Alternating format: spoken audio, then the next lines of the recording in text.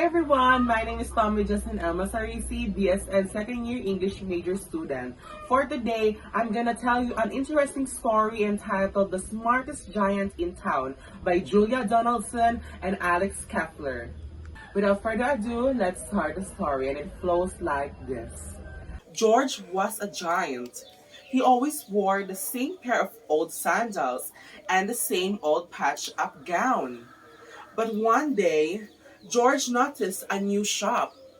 It was full of large clothes. So, he bought a shirt, a pair of trousers, a belt, a tie, some socks, and a pair of shoes. George left the shop and also his clothes afterwards. He was about to go home and he heard a giraffe who was sniffing sadly. My neck is very long and so very cold. I wish I had long, warm scarf, said Giraffe. George took off his tie as he wound round and round the giraffe's neck. Then, George came to a river. On a boat stood a goat who was bleating loudly. My sail blew away in a storm. I wish I had a strong new sail, said the goat. George took off his new white shirt. It made a great sail for the boat.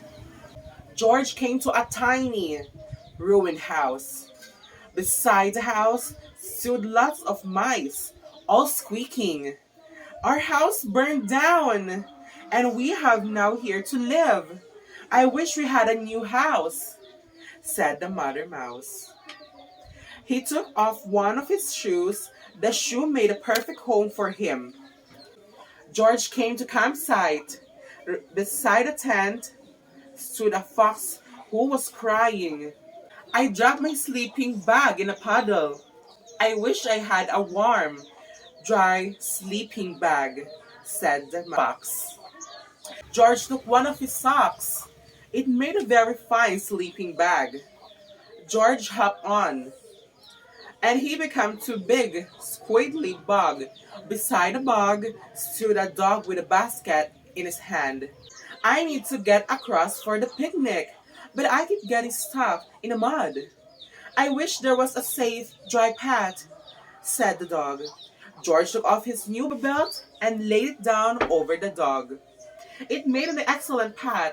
George hopped on, singing to himself and dancing. Suddenly, his trousers fell down. It felt sad and shivery. I'll have to go back to the shop and buy some more clothes, he decided. But when he got there, it was closed. It sank down onto the doorstep, and tears came down his nose.